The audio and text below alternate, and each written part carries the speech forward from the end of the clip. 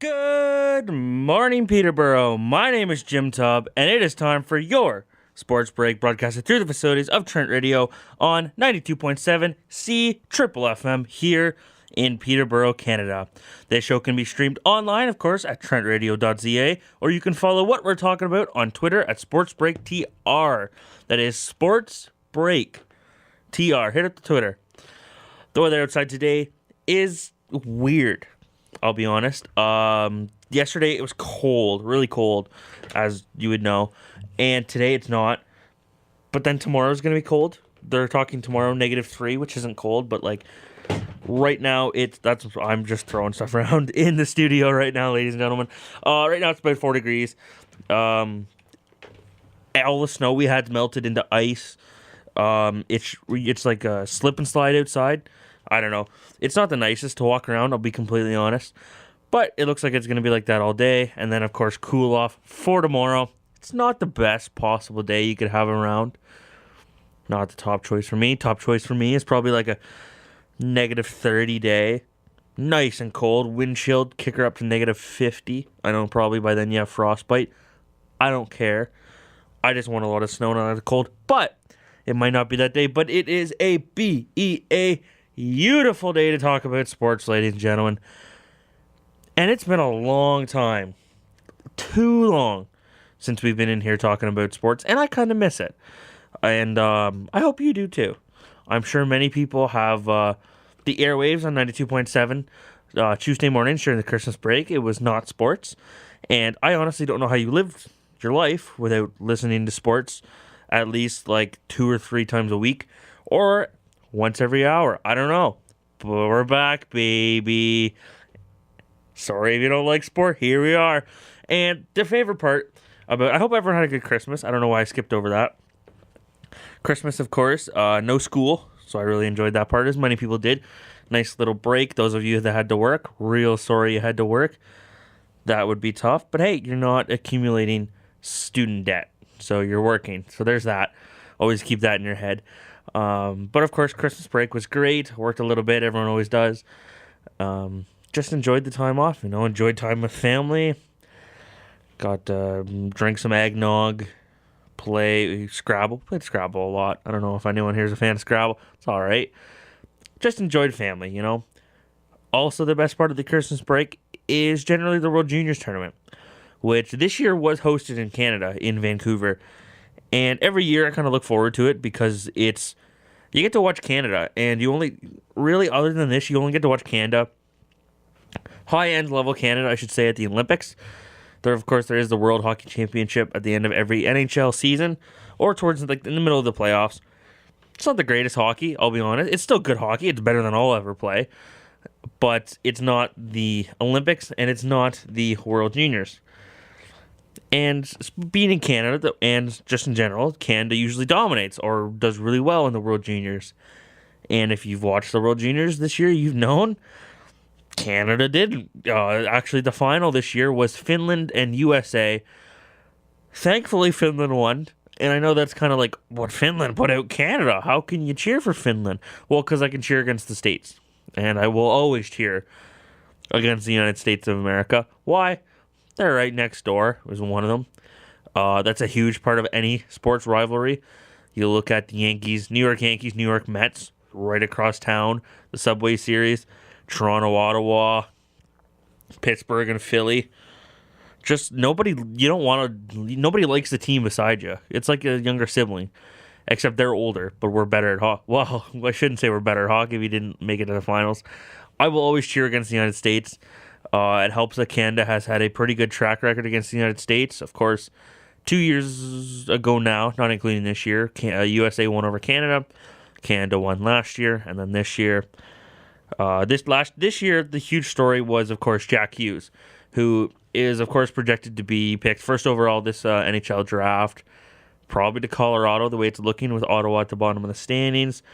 If you remember that, in the Matt Duchene deal, Colorado got Ottawa's first round pick last year, but it was lottery protected for 1 year. So they took the pick last year. This year it's unlottery protected. Jack Hughes is going to probably go to a really good Colorado Avalanche team. Not that they need him. Not a big deal. But the World Juniors, all in all, were a good was a good tournament. The final game, I watched a bit of it. Of course, I had no dog in the fight, no Canada there. So that's a terrible saying. As soon as I said that, I was like, I remember back like Michael Vick's story of like dog fighting, like a dog in the fight. Maybe that's got to change. I bet you PETA would change that with like the I'm so hungry I could eat a horse thing. They wanted to change I'm so hungry I could eat like a corn. I don't know. They changed. Look at there's a story like they tweeted out like instead of saying this, say this, and it's all vegetables and stuff. Instead of saying like instead of eating it, consuming animals, they want you to like phrases of vegetables. This isn't good radio. Anyways, the Finland USA game was good. Ended 3-2 in dramatic fashion, and America lost. I don't know what else to say. It was really happy to see. For Finland, this marks the 5th gold in the tournament, and of course, it comes after last year they were eliminated in the quarterfinals. They last won at home in Helsinki in 2016. That, of course, was the year that Canada lost out early.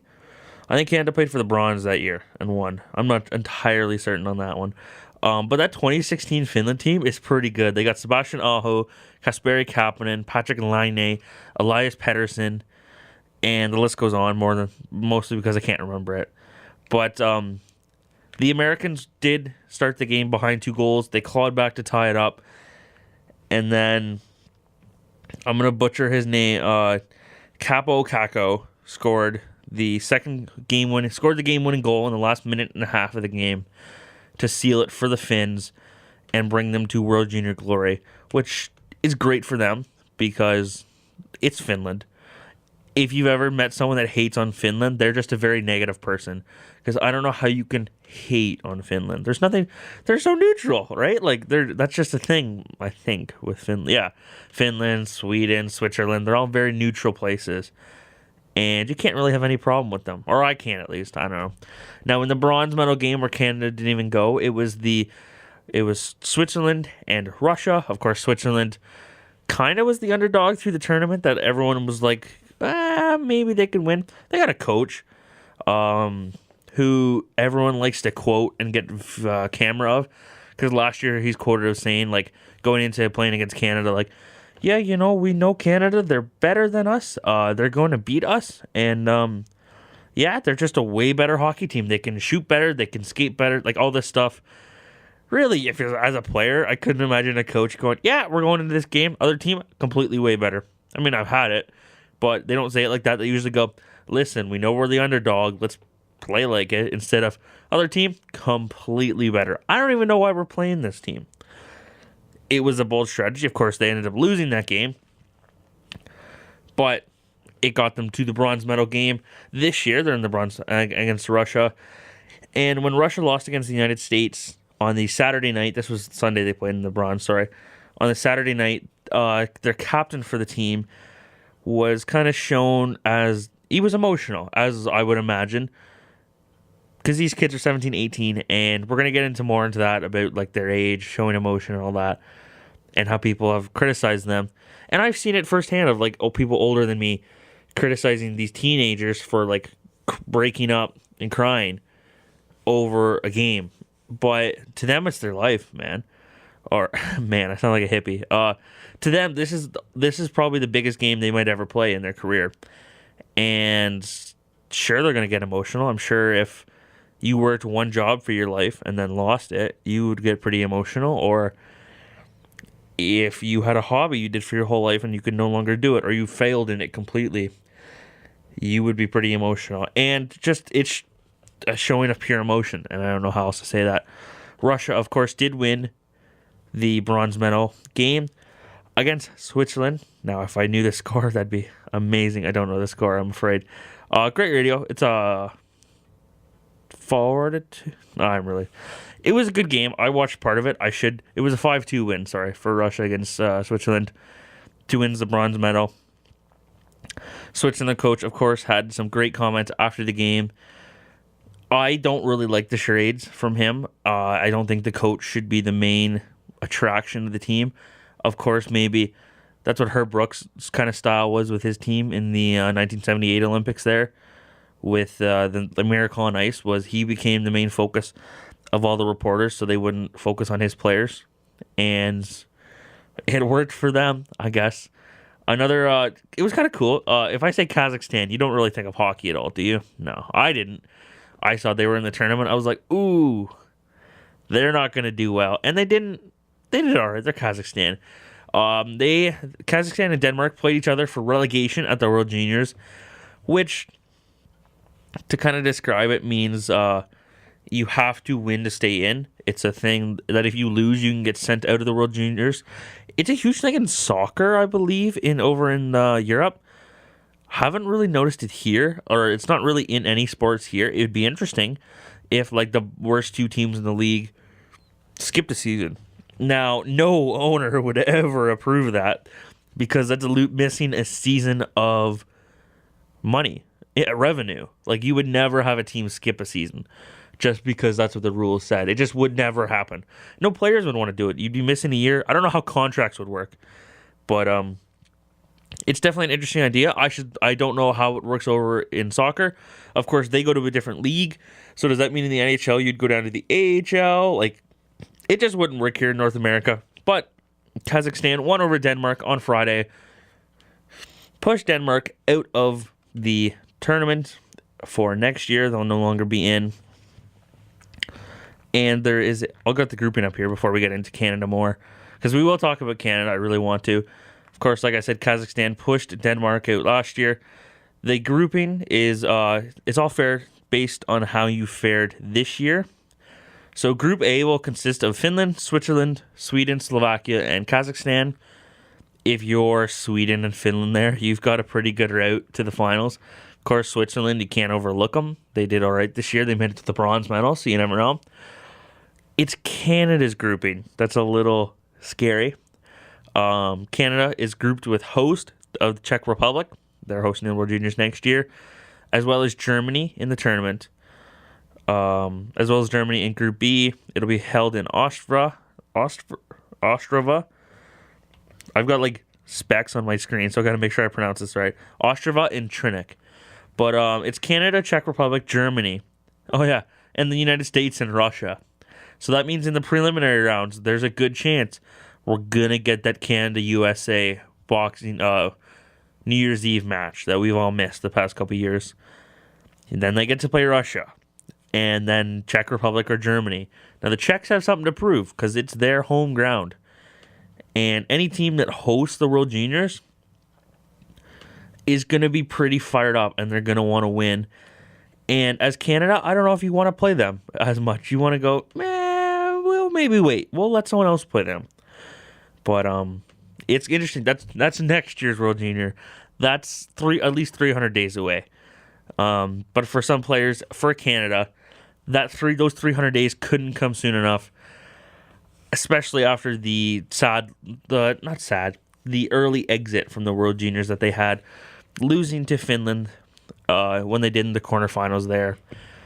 Heartbreaking way to lose. It was an overtime. They should have, it was 2-1 in the last couple minutes of the game when Finland came back with about 46.4 seconds left. That's what it was. And just tied it. And I went to overtime. And I remember going into overtime, I was like, this doesn't look good. Canada, like, when you score with 46 seconds left as Finland, you broke Canada's back there. You got control of the game. And in overtime, it was Canada had control of the game and almost scored.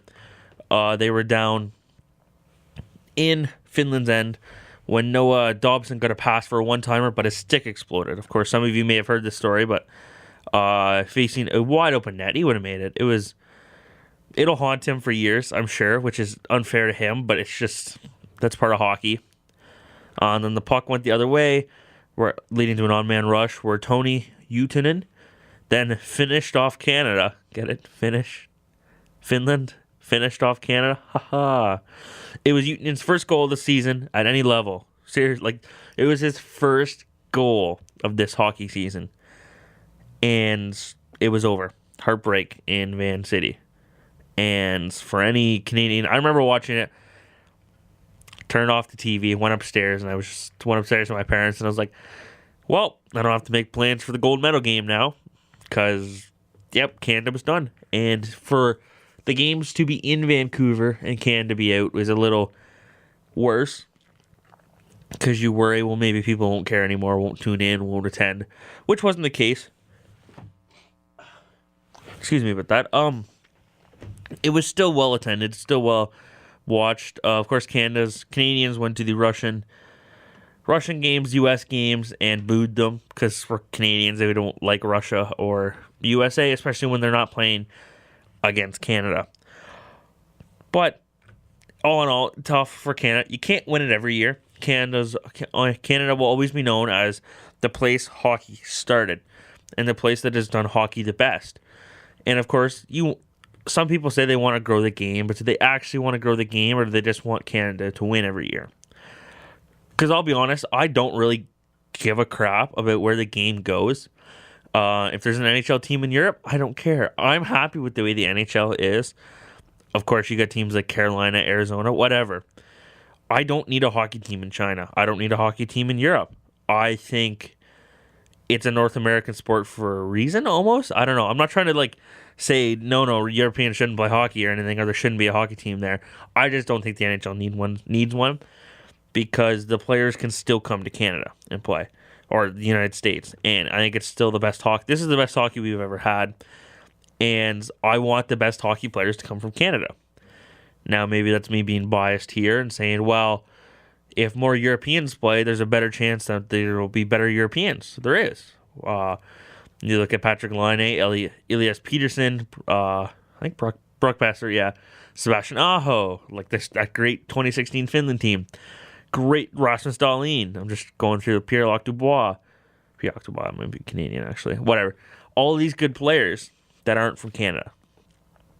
And as Canadians, we got to learn that we're not going to win the World Juniors every year. It's not that dominant. It's not the Olympics where we legitimately have the best players. And it'll be interesting if the NHLers play in 2022. Right? They play in 2022. Is Canada going to win? Like they have before. Of course, they didn't win in 2018. No NHL players. Russia won. And it'll just be very interesting to see for me. I hope Canada can keep their reign, kind of. I would love to see Canada win the World Juniors next year. Now, of course, I'm hoping they do it a different way where this year there was only one returning player, and that was, of course, Captain Maxime Comtois. And I didn't agree with that. I also didn't look into it enough. Maybe everyone was too old to return. But I think you should have a couple more players return because they know how this tournament goes. They know the feeling of it. There's no new, I'm just trying to think of the word. There's nothing to learn. They've played there before, and they would have been winners. Of course, they would have been coming off the gold.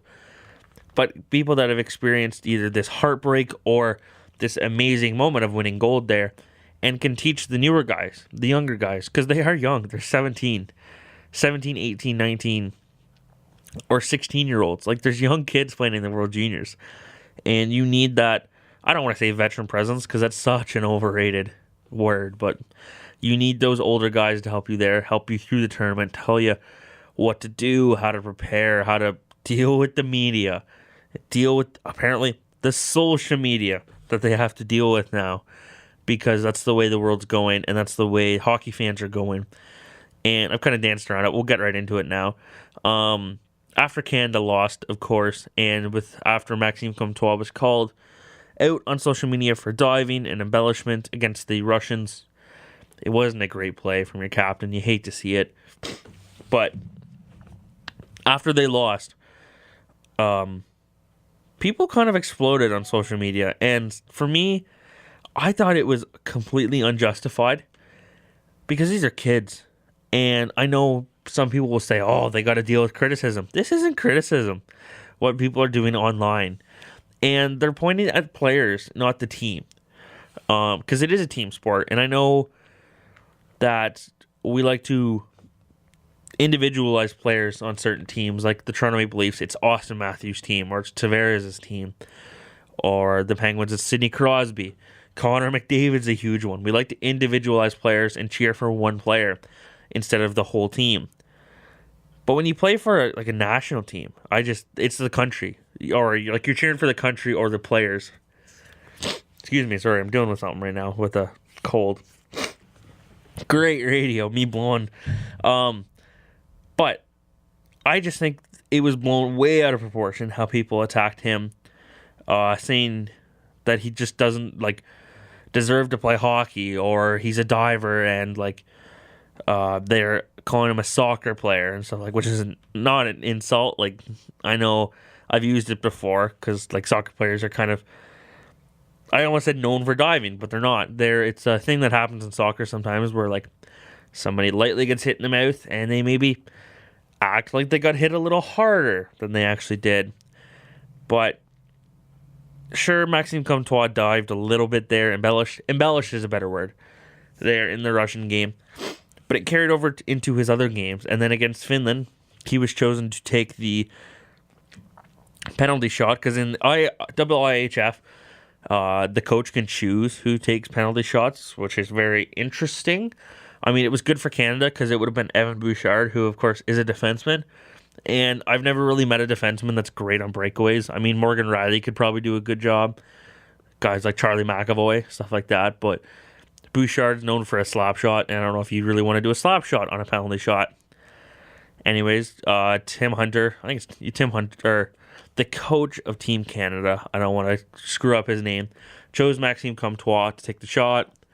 Of course, was immediately criticized when he didn't make it, and there was a lot of scores. There were scores on the bench like Owen Tippett, and I should really know the other names of the guys, but there was guys on the bench that were more known for scoring, and it was just a mistake maybe, or he wanted to Comtois to be like, listen, everyone's calling you out on social media, shove it right back at them.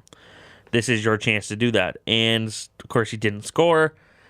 Of course Finland wins the end of the game, and everyone kind of points fingers at Comtois, or people start pointing fingers at Michael DiPietro, the goaltender, who played phenomenal. He played an amazing game for Canada and played an amazing tournament for Canada, and so did Ian Scott. They both played great. Both goaltenders were really good for Canada. That's one thing Canada's had the past couple of years with Carter Hart. Of course, Zach Fucale, if you remember him for Canada. Not a great NHLer now, but Eric Comrie. All these good goaltenders that we've had. And you can't blame it on... I don't know why they're blaming it on the kids. In my opinion, it should be blamed at the coach. And I don't know if the blame needs to be put on social media, because it has, and it has been hard. I got a couple clips to kind of talk about it here. One's from Steve Dangle. We've played him on air before here. Kind of clears it up from a fan mindset. And then I got one from Sid Sixero from Tim and Sid on Sportsnet, the weekly show at 5 o'clock. Kind of talks about it more from a broadcaster's mindset. But all I'm going to say here before we play the clips is that I kind of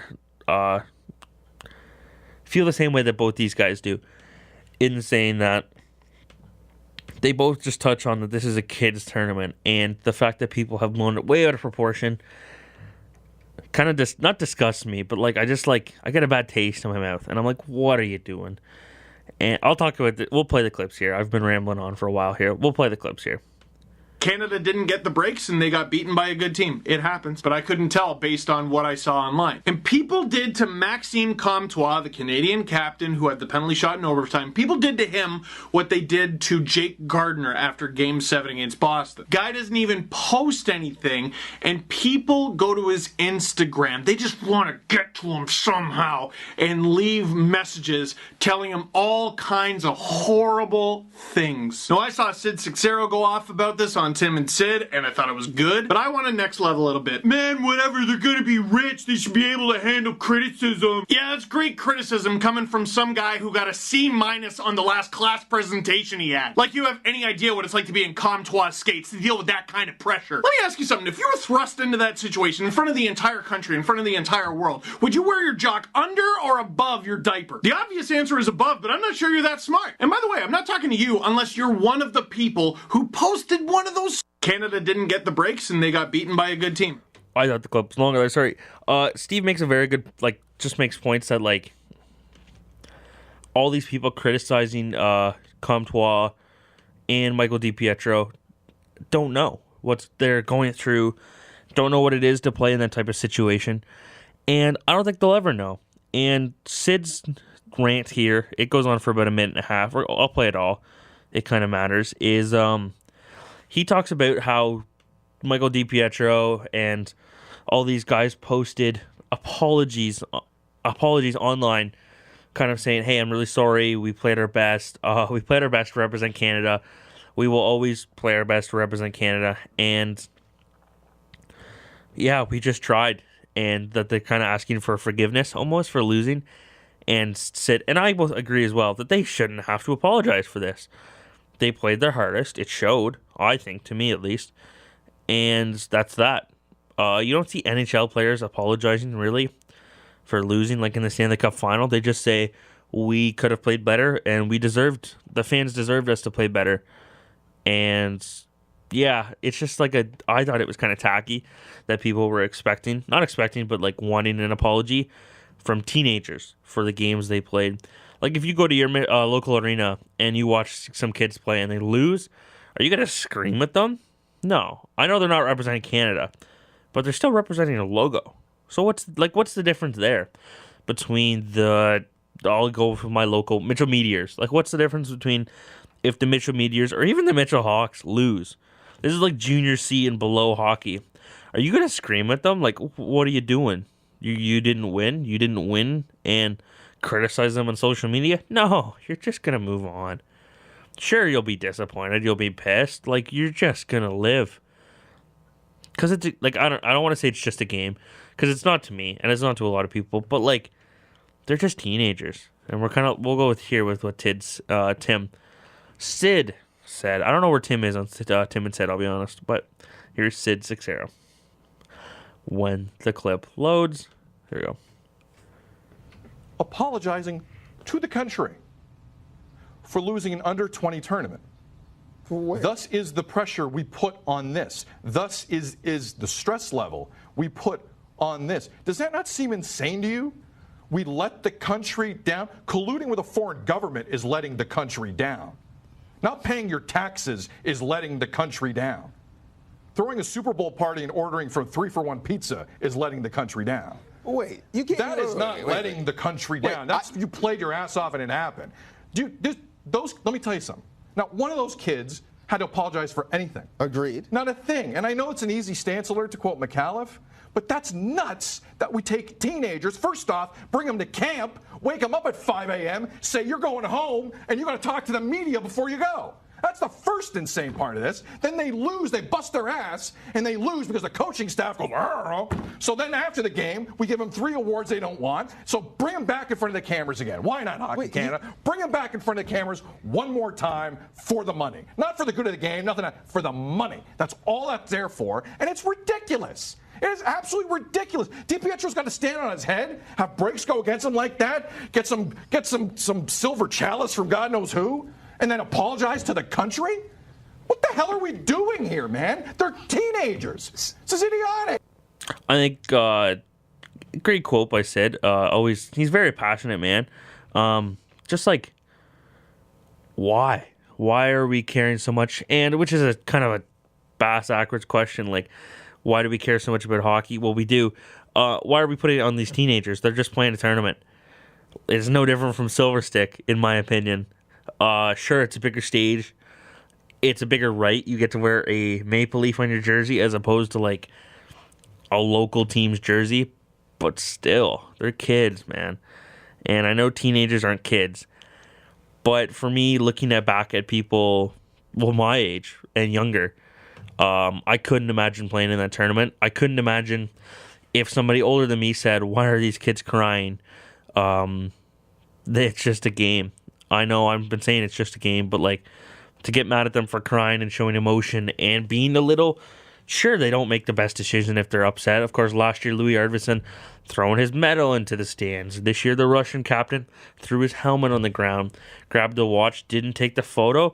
Because Sid points out, nobody wants to take that photo. They just lost.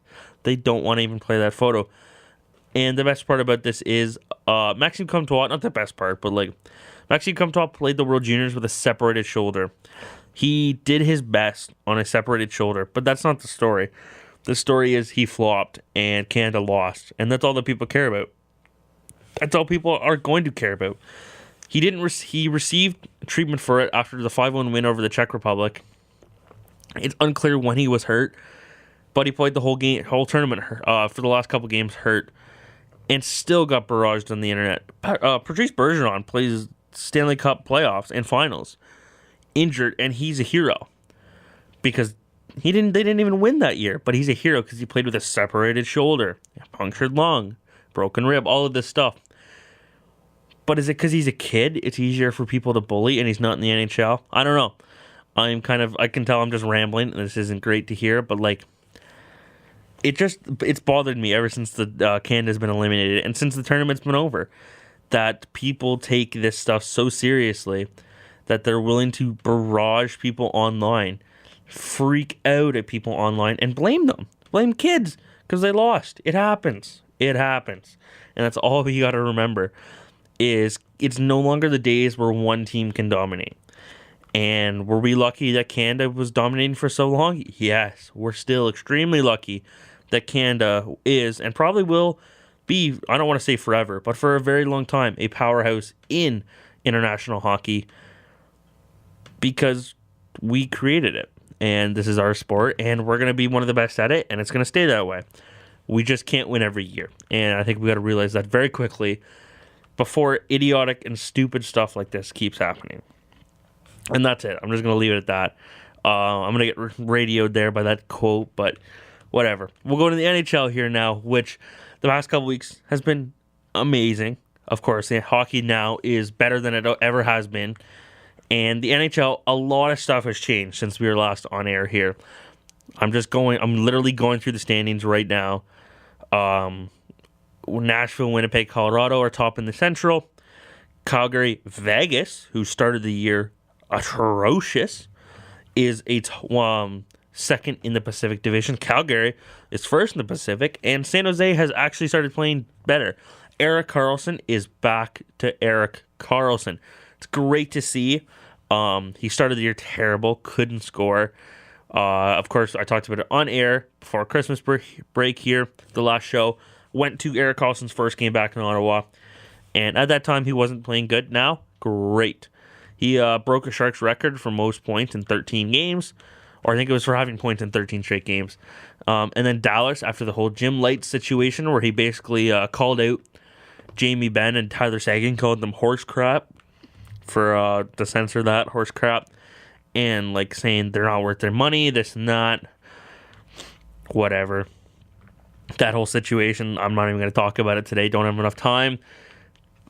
It bothers me too much that a CEO of a team is talking. Minnesota in the second wild card. It's still interesting to me that Los Angeles, St. Louis, Edmonton, Anaheim, Vancouver, not in a playoff spot. Some of these teams are close. Edmonton has 43 points. Minnesota has 45 in a playoff spot. But like Los Angeles has 37 points. Chicago has 39 points. How the mighty have fallen is all I'm going to say, I guess. Pittsburgh's moved themselves into the second in the Metropolitan Division. Washington's still atop there. Tampa Bay is just... like, the Leafs are second place in the Atlantic, and they're 10 points behind Tampa Bay in the same amount of games played, which is absurd. That Tampa's pretty much already won the President's Trophy, which isn't always the best thing. There hasn't been a President's Trophy winning Stanley Cup champion, if that makes sense. The last closest was, I believe Tampa won it when they went to play against Chicago in the finals. I know Vancouver won the President's Trophy when they played against Boston. But you're just because you're the best team in the regular season, of course, doesn't mean you're the best team in the playoffs. And we've still got a lot of season to go. It's only January 9th. 8th? It's only January 8th, ladies and gentlemen. We've got a lot of time in the NHL season. A lot of stuff to still happen, and a lot of stuff has still happened. Islanders still in a playoff spot. Buffalo's still in a playoff spot. Montreal's out now. Carolina, Florida, all these teams that you'd think would be in the playoffs, not even close. And with the halfway point of the NHL season, the NHL All-Star rosters have been revealed. And for each division, I'm just going to give the quick lineup here. In the Atlantic Division, we have David Pastrnak, Jack Eichel, Steven Stamkos, Nikita Kucherov, Austin Matthews, who is the captain of the team, Jonathan Tavares, Keith Yandel, Thomas Chabot, Jimmy Howard, and Carey Price. For the Metro Division, Sebastian Aho, Cam Atkinson, Taylor Hall, Matthew Barzal, Claude Giroux, Sidney Crosby, Seth Jones, John Carlson, Henrik Lundqvist, and Braden Holtby. Alexander Ovechkin was in there. He was supposed to be the captain. Of course, he's decided to sit out of the All-Star game to rest. Well, I don't know what that was. I'm sorry. To rest and recuperate for the playoff push. So, of course, he will be suspended one game. It's not a huge suspension. It's not really I don't even know if it's a suspension. The NHL just goes, yeah, you got to sit out. So he either misses the game before the All-Star break, which is against the Leafs, or the game after, which is against Calgary. Many Leafs fans are probably like, yeah, sit out against the Leafs. Might as well. The Central Division, Patrick Kane's playing, Nathan McKinnon, the captain, Mikko Rantanen, Ryan O'Reilly, Blake Wheeler, Mark Scheifele, Miro Heiskanen, yep, that's how you say it, Roman Josi, Devin Dubnyk, Pekka Rinne. I'm just listing names now, so I'm afraid. Clayton Keller, Johnny Gaudreau for the Pacific Division, Connor McDavid, the captain, of course, Joe Pavelski, Elias Pettersson, Drew Doughty, Brent Burns, and Erik Karlsson, both from San Jose, John Gibson, and Marc-Andre Fleury. It's going to be a good All-Star game, I think. Of course, with Ovechkin already saying, yeah, I'm not going to make it. I'm going to sit out this tournament. Not a terrible idea. I think kind of reserve some time, conserve some energy. Sidney Crosby used to do it. Sidney Crosby has barely played in All-Star games, and no one's really talked about that, where he would just sit out because, well, I'm injured here, I'm not feeling well. Malkin played in the All-Star games, but Crosby kind of reserved his energy, and Ovi's doing it this year. I think it's a great idea. Carey Price is now going to do it too, because well, he should. I think he's one of the worst overworked goalies in the league. One of the most dependent on goalies in the league, though, too. He, it's quoted as saying that he spent some time with the medical staff, the team officials, and they all decided together that he's not going to participate in the upcoming All-Star game, and he's going to instead use the break for rest, which, for a goaltender, I can only think is good. Kind of glad Frederik Andersen's not in the All-Star game, I'll be completely honest, for that reason alone. It just gives him a break, and of course he's dealing with his injury now, which I kind of put air quotes around. I wonder how injured Freddie Andersen is. Garrett Sparks, I completely believe he has a concussion. It doesn't surprise me at all. But I wonder if, Freddie Andersen is actually injured or not. But there's no wonder with Carey Price, because he's come out and said that he's been playing through an injury for about 7 weeks. And this has kind of become the thing with the Montreal Canadiens and Carey Price, is that he just plays hurt, and he admits to it. And there hasn't really been a season in the past couple of years where Carey Price hasn't been hurt, and the Canadiens just go, you know what? Play. He just plays. He plays through whatever injury it is. Last year it hurt him a lot. He missed a lot of time. The last couple of years, Carey Price hasn't been Carey Price. And of course, now he starts getting paid $10.5 million a year, which is a lot of money for a guy that gets hurt and plays through injuries. Which, if you're the Montreal Canadiens and that's your star goaltender, I don't know why you're doing that. I don't know why. I don't know what happened there. Sorry. I don't know why you're risking your franchise to play an injured goaltender. Because he is your franchise goaltender who you're paying like a franchise goaltender. But that's the Montreal Canadiens for you. Of course, they got Shea Weber back. I could see them going on a bit of a tear and maybe pushing for that second wildcard spot. They're a very interesting team. They're an all-right built team. They went young and fast, which in today's NHL is how you win, and they're winning. Speaking of the All-Star game, of course, Austin Matthews was voted captain of the Atlantic Division. You might have noticed there were some names not mentioned there. Of course, Tavares got in with the Leafs. No Mitch Marner. And, first yawn of the show, not bad. 40 minutes in. For no more Mitch Marner and no Morgan Riley. Morgan Riley, who, of course, is the top scoring defenseman of the year. And Mitch Marner, who's having a career here in a contract year, really going to rake up those bucks. We're going to come to air next September, and we're going to be talking about Mitch Marner sitting at a camp. I don't know how we won't. Just the way he's playing, he's going to want a lot of money. And if he plays like this the rest of his career, he deserves a lot of money. But no one wants to talk contracts, so we're going to get away from that as quick as we can. With the All-Star game, Matthews has kind of said that he doesn't believe he deserves to be there. He missed a month with shoulder injury, but he still sits second on the Leafs in goals. Now he has 21. He scored his 21st last night against Nashville, where the Leafs lost 5-0. They were shut out. That's why I kind of haven't talked about the game. And fourth in points, despite he's only played, I would now be 28 games, I believe, of the 42 Leafs games. Tavares has played all the games, has scored a lot. But it's just Marner and Riley not being there. And maybe it won't be for the worst. They both get a little bit of a rest. Or one of them will probably make it because you can vote in. The fans get to decide one last player. Whereas all the other players, other than the captains, are voted for by league officials. I kind of hope Marner gets in because he's younger. He's got a bit more of a personality. It's his first time. It'll just mean more and it'll make for a better show.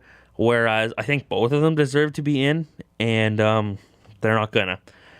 They've still got lots of years left in their career. Maybe it gives Riley a little break to cool off before they head into the playoffs. And just, it gives the Leafs a better chance to, just rest up some kids and get everything ready to go for the playoffs, which is what the NHL is aiming towards. Of course, that's what you're doing in the NHL. I don't know. Rambling again. But the playoffs aren't that far away. It's only the beginning of January. We've still got February and March. A lot can happen, but in that small period of time. And of course, I gave you the standings earlier. There's a lot of fluctuation's the word, in who is the top and who can get into a playoff spot. So we've got a lot to talk about over the next couple of weeks. We've had a lot to talk about today. We're going to take a quick break here. We're going to talk about baseball because we've missed a lot in baseball since the Christmas break, and we got to talk about that. So we'll be right back here after a quick song from Brett Kissel called Hockey. Please come back. We're back here, ladies and gentlemen, for your Sports Break on 92.7 to C Triple FM, broadcasted through the facilities here at Trent Radio.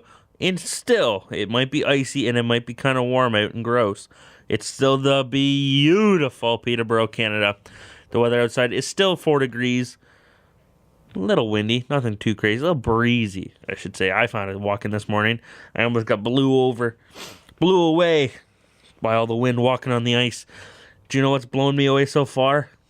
Not the MLB offseason. The MLB offseason has been absolute garbage, in my opinion.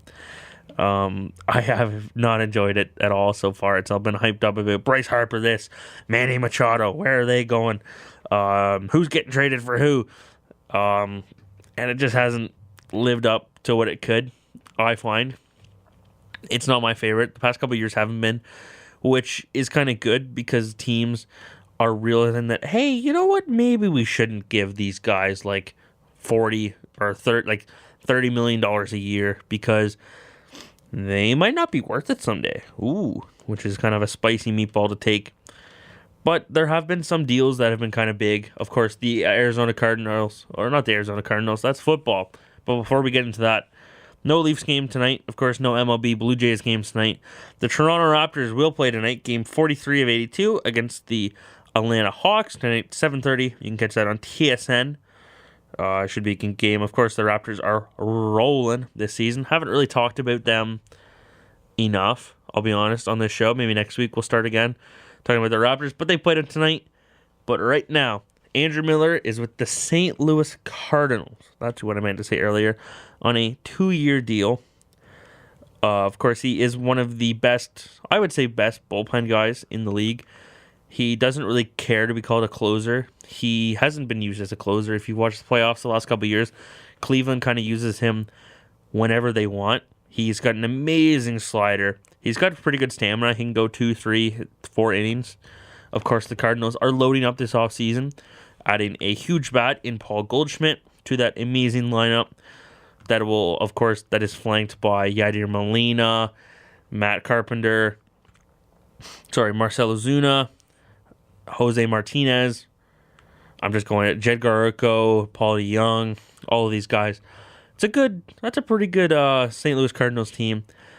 And it's supposed to be good. They've always kind of been good. They won, of course, the World Series the past couple years. Actually, I shouldn't say the past couple years. It's been a while since they won a World Series. Still a good baseball team. The Yankees, of course, after losing to the Red Sox, brought back Zach Britton on a 3-year, $39 million deal with a 4th-year option that can make the deal worth up to $53 million. It's a pretty good deal for the Britton and the Yankees. He gets a $1 million assignment bonus the first time he is traded, if he is traded, of course, indeed.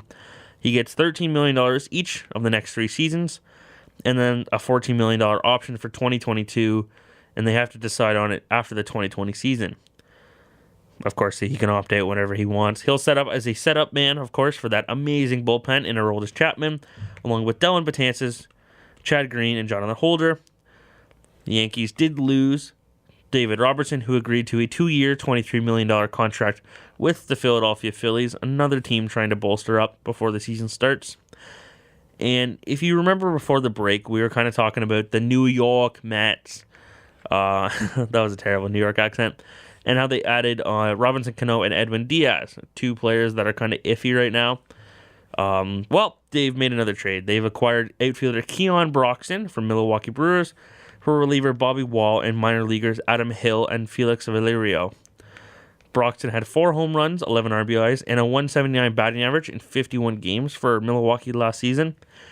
But he's an amazing athlete. He's one of the fastest players in the league. He reminds me of a Billy Hamilton in the fact that very quick, very good outfielder, tough, very great on the base paths, not the best bat. And that's something that you kind of need in the MLB is, I guess, you can be a great outfielder, and just like fielder in general, but that means you're only going to come in as a fielder, and you really won't get paid a whole lot just for that. That's what Ryan Goins is there for, Darwin Barney. Those guys always come to mind for me. But the Mets, they're the Mets, man. You can't change who they trade for. Huge trade, of course, in the MLB we didn't get to talk about.